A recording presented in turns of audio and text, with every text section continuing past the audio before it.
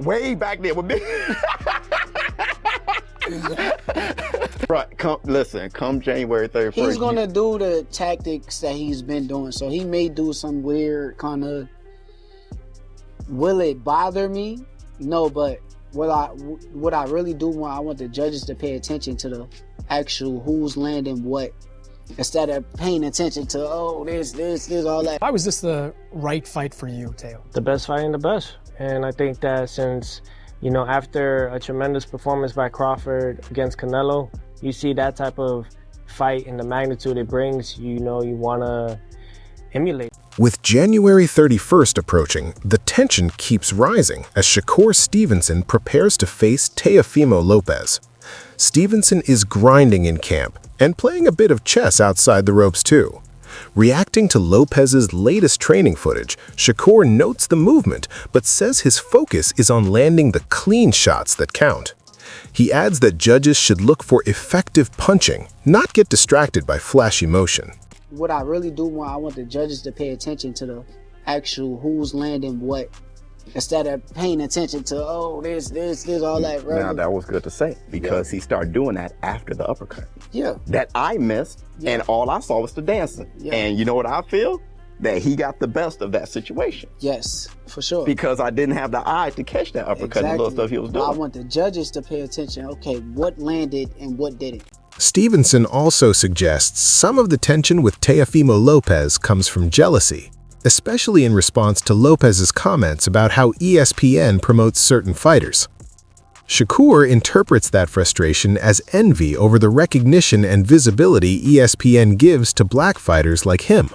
Teo, were you any jealousy in there? Because both of you guys were being pushed, but it seemed like to me, just from the outside looking in, that he was pushed ahead of you. He was getting the fights that you would. You were calling for Loma. He got Loma. Yeah. You wanted other guys. He was getting other guys. Did you see him as a future foe? Because at one point you were 2 divisions ahead of him. I think that everything just plays out the way it does, and eventually we was gonna end up meeting up with each other eventually. I think that that's how it works, right? When 2 greats collide, you're bound to see a great fight. So I never seen any jealousy in my part with him. I mean, for crying out loud, he fought for Team USA, he got a silver medal. And, not during them times though, and the whole thing not was during them times. pushed. I'm speaking on the times where I felt like you had a push start. You got the you used to be ahead of me far as like you was the code on Terrence Crawford card. I was underneath. Then you got the opportunity to fight with Lomachenko. And after that, I felt like I kind of got pushed more than you, and you felt some type of way about the way that I was pushed more than you when it came down to ESPN. I remember you saying a little comment with the ESPN only like black fighters and all that kind of stuff. And when you said that, I kind of felt like it was a at me. So beyond everything else, Stevenson appears to be entering this fight with a clear uptick in speed and explosiveness. The latest camp has emphasized sharper timing and quicker combinations meant to disrupt Teofimo Lopez's rhythm. Stevenson believes that higher pace and cleaner precision will keep Lopez adjusting nonstop, opening windows that Shakur can exploit throughout the fight. The best version of me can't be beat by none of these fighters. Problem is he keep going up there and saying that I'm slow. So when he realized that I'm a lot faster than what he's expecting, that's going to throw him off a lot, because he watched my last fight. And my grandfather was kind of mad at me for my last, well, not mad at me, but he got on me in my last fight. He said, you had to slow it down for these to see. And I'm like, yeah, I had to slow it down a little bit. But the style that was in front of me, I kind of like. That's why some people like, oh, he looks slow his last fight. The style that was in front of me, sometimes when people think of speed, they don't understand speed don't mean nothing when it's inaccurate. He got a lot of weaknesses though. He's a very good fighter, but I do see a lot of weaknesses. He's not going to correct them overnight. It's going to be the same Teo that we done seen 1,000 times before. My biggest advantage is my mental, my mind. My mind is stronger than his. Stevenson says he must keep the pace high from start to finish, wearing Teofimo Lopez down and drawing mistakes as the rounds build. I just went up to 140. I said, let me get the Ring Magazine champion. let's fight that guy. Let's fight the guy that's the guy. And all that more pressure stuff don't mean nothing. As long as I'm like locked in and I'm focused on what I'm supposed to be doing, nothing else matters around me. That 4-weight world champion, it means everything to me. That's me separating myself. A lot of these guys that they claim is the guys nowadays, none of them can say that they are a 4-weight world champion.